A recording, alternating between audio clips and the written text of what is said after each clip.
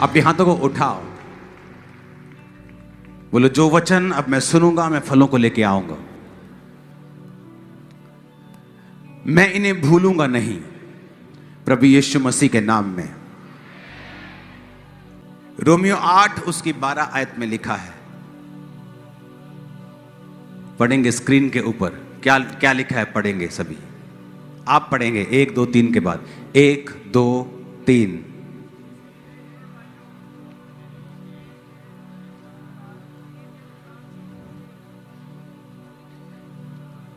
सिर्फ 12 आयत पढ़ेंगे, फिर बोलूंगा 1 2 3 पढ़ेंगे। कहता, इसलिए हे भाइयों, हम शरीर के कर्जदार नहीं कि शरीर के अनुसार दिन काटें। आपका सबसे बड़ा दुश्मन शैतान नहीं है।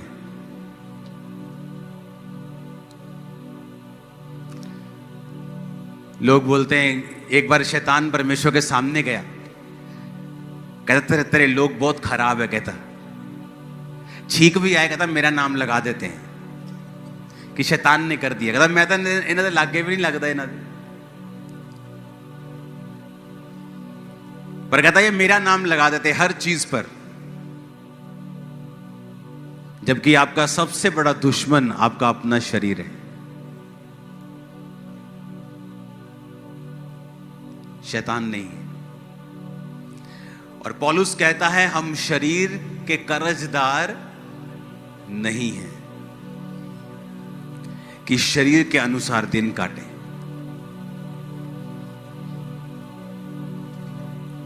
जब ये सेवकाई स्टार्ट हुई, अब ये सेवकाई जब चल रही है, इतनी लो परसेंटेज है कि 100 में से 1 भी नहीं है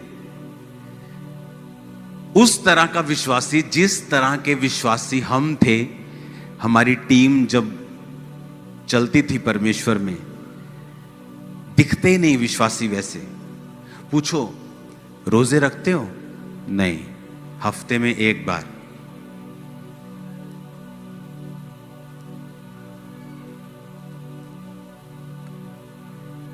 और हमारी टीम में ऐसी लड़कियां मौजूद थी, 22-23 साल की उम्र में शादी हो गई, एक बच्चा हो गया। उसके बाद जब वो प्रभु में बढ़ी तो हस्बैंड शराबी था, नशेड़ी था, छोड़ के चला गया, वो सेवा में चली गई।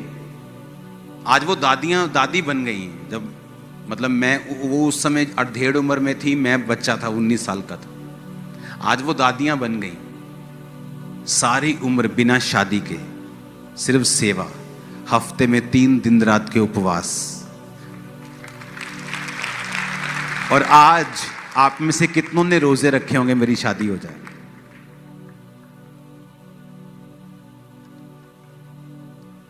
और उसको बोलते थे शादी कर लो सिस्टर। नहीं, शादी करूंगी तो सेवा से थोड़ा हट जाऊंगी, शादी नहीं करना।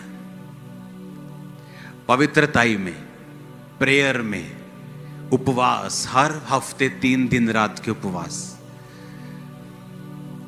और हमारी टीम का हाल ऐसा था, जब हम सोमवार, मंगलवार, बुधवार, वीरवार, शुक्रवार 4-5 दिन लगातार खा लेते थे ना, तो ऐसा लगता था कि शरीर की इच्छा पूरी कर रहे हैं। हम शरीर के कर्जदार बन गए हैं कि जो शरीर मांग रहा है उसे दे रहे हैं। तो पौलुस कहता तुम शरीर के कर्जदार नहीं हो।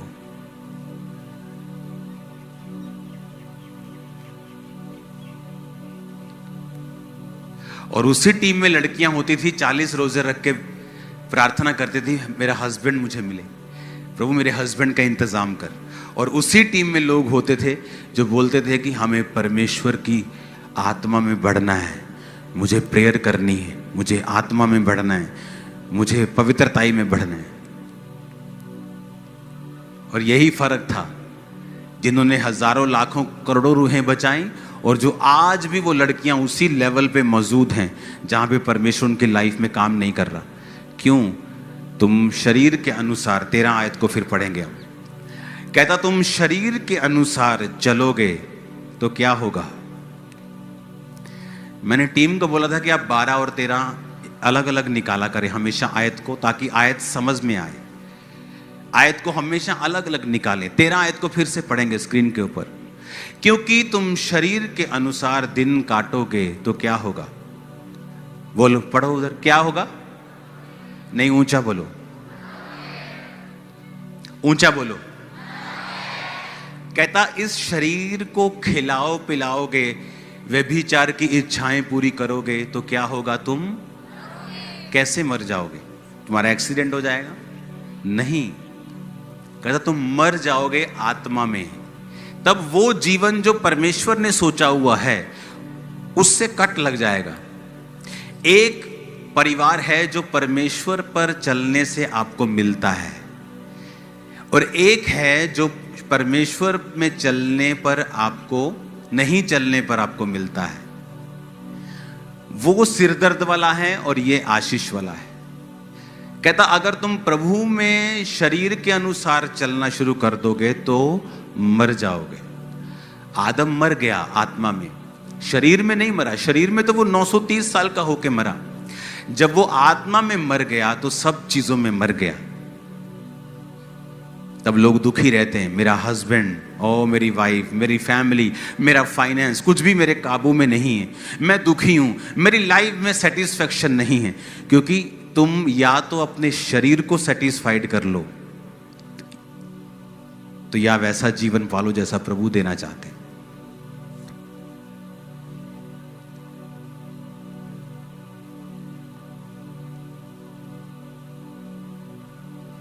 जब लगातार खा लेते थे 4-5 दिन तो लगता था कि शरीर की इच्छा पूरी करने शुरू कर दी हम। तो हम शरीर के कर्जदार थोड़ी हैं कि इसके अनुसार दिन काटेंगे। आज मैं अपने लोगों को, अपनी टीम आसपास में देखता हूं, एक भी जन ऐसा नहीं मिलता जो रोजे रख के बैठा हो 7 दिन रात के। कोई 3-4 दिन जब पापा बोलेंगे, जब चर्च में अनाउंसमेंट होगी तब रख लेंगे।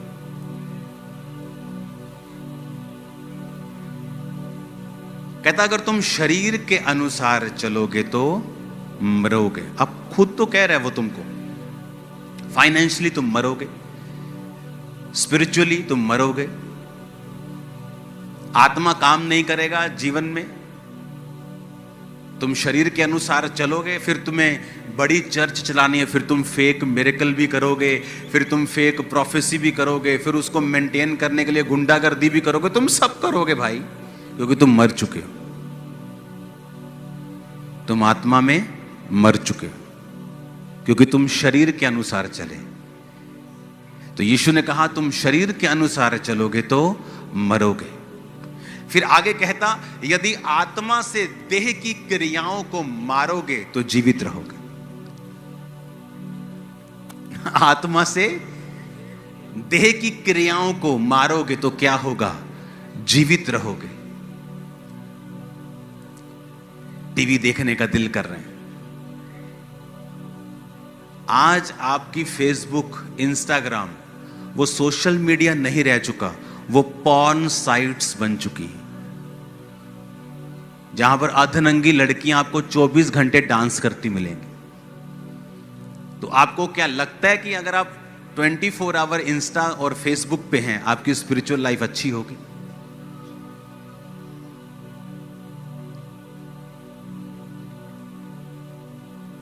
आजकल वेश्याएं एक जगहों पे नहीं मिलती, आजकल वो ऑनलाइन मिल जाती हैं। एक समय होता था वो वहां पे रेड लाइट एरिया है, अभी तो सब रेड लाइट है। फोन खोलो, red light, blue light, pink light सब मिलता है। तो यीशु ने कहा तुम शरीर के कर्जाई नहीं हो। आप बोलते हो कि बहुत मैं कड़ा तेरा कर्जदार हमें, तेरी गल मन। तो यीशु ने कहा तुम शरीर के कर्जदार नहीं हो। आत्मा से शरीर की क्रियाओं को मारो तो जीवित रहोगे।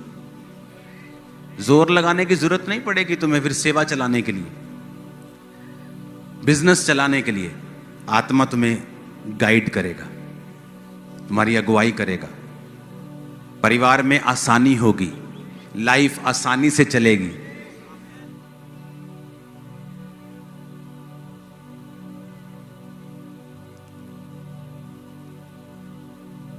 हालेलुया। जहां से मैं निकला हूं फुल टीम रोजे रखती थी, रोज हर हफ्ते 3 दिन रात, दिन रात दिन रात, 3 खत्म, दिन दिन के शुरू, प्रार्थना सुबह शाम शाम। कहां मिलती कलीसिया अब ऐसी? अगर आप उसी कलीसिया में हैं तो फिर कॉन्ग्रेचुलेशन है आपको, क्योंकि सिर्फ चर्च में आने से आप कलीसिया नहीं हैं। अगर आप इन बातों को फॉलो नहीं करते फिर आप कलीसिया नहीं हैं। बंदा बिजी है इसलिए रोजे नहीं रखता, वो बिजी है इसलिए प्रार्थना नहीं करता, और सब कचड़ पचड़ किया हुआ है लाइफ में। क्योंकि पहली चीज जो आपको बनानी है वो है स्पिरिचुअल लाइफ। अगर वो खतरे में है, आपकी पूरी लाइफ खतरे में है। आपने लोगों की स्टोरी सुनी होगी, हमारा काम चल रहा था, बड़ा अच्छा चल रहा था, ऐसा हुआ एक नया लॉ निकला, हम बर्बाद हो गए। कुछ ऐसा घटना हो गई, हम बर्बाद हो गए, क्योंकि आपने अपना घर रेत पर खड़ा किया। घर तो सुंदर है, अच्छा, लेकिन जिस दिन तूफान आएगा उस दिन वो घर बना नहीं रहेगा। एक बंदा बिजनेस में फेल हो गया, पागल हो गया। पागल हो गया तो लेडी कभी जा रही है उसकी वाइफ हॉस्पिटल में लेके, कभी वो सियाना बाबा वो हॉस्पिटल।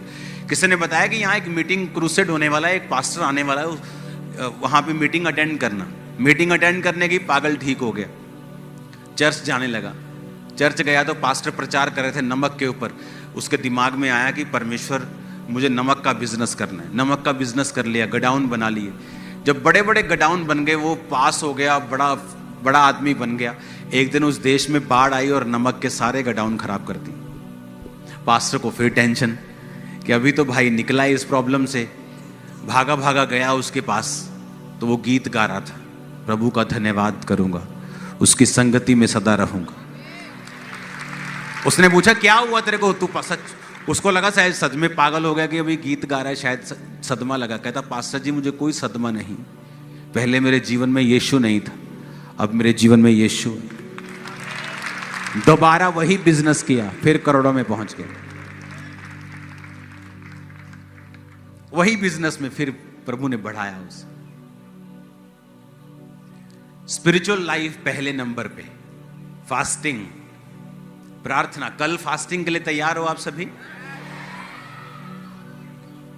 कल आप यहां पे होंगे। सैटरडे और संडे सरमन नहीं होगा, छोटा सा सरमन, और सबको मसा किया जाएगा। आपको मालूम होगा कि जो आत्मा हमने चखा है, टेस्ट किया है, उसका टेस्ट कैसा है।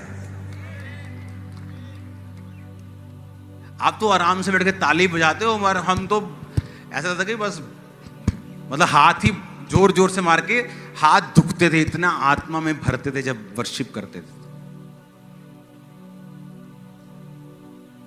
आपको तो वर्शिप करनी भी नहीं आती कि जब आत्मा उतरता तो वो पूरे मन से, पूरे तन से, पूरा भूल जाता कौन मेरे आसपास खड़ा है, कौन बैठा है। क्योंकि यीशु ने कहा अगर आत्मा के अनुसार चलोगे तो जियोगे, शरीर के अनुसार चलोगे तो मरोगे। आत्मा से शरीर की क्रियाओं को मारोगे। क्या है शरीर की क्रिया? सिगरेट कश लगाने का दिल कर रहा है, शरीर की क्या है क्रिया? शराब पीने का दिल कर रहा है, शरीर की क्या है? डांस करने का बॉलीवुड के गाने पे दिल कर रहा है, क्या है शरीर की? किसी ने कुछ कहा दिया, आपको गुस्सा लग गया, आप उसको मारना चाहते हैं, तेरे को मार दूंगा, वो शरीर की क्या है? क्रिया। वो आत्मा की क्रिया थोड़ी है, वो शरीर की क्या है? तो शरीर, आत्मा, आत्मिक जीवन से शारीरिक जीवन आने में मिली सेकंड लगता है। एक पल में आप आत्मा में और एक ही पल में आप शरीर में जा सकते हो। तो पौलुस कहता मैं अपने शरीर को मारता, कूटता और वश में लाता हूं। कैसे मारता? मुक्के मारता था वो। कंट्रोल में करना अपने आप को, कंट्रोल में रखना अपने मोबाइल को, अपने बोल को, प्रेयर लाइफ को, फैमिली को।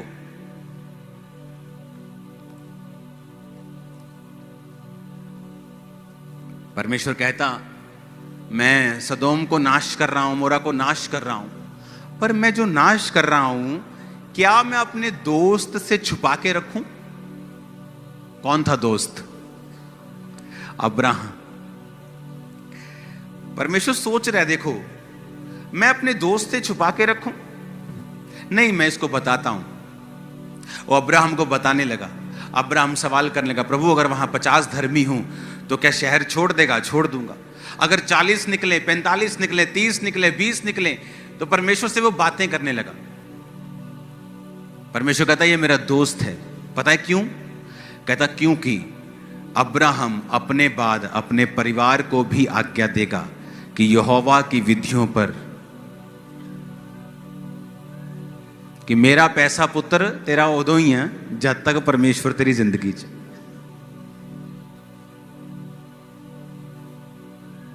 Strong decision. आज आपकी बेटी व्यभिचार में हो, बेटा व्यभिचार में ना, मैं तो नहीं अपने बच्चों ਨੂੰ फोर्स करता है, ये जिथे जाना चाहते उत्थे जा सकते हैं।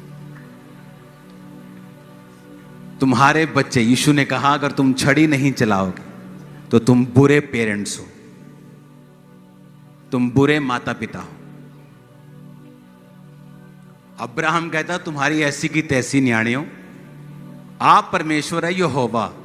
इस तो इलावा जे इधर उधर देखिया तो कंगाल कर देना तुम। समझ आए? स्ट्रॉन्ग डिसीजन परमेश्वर के लिए। अगर आप खड़े रहेंगे तो प्रभु आपके साथ खड़ा रहेगा।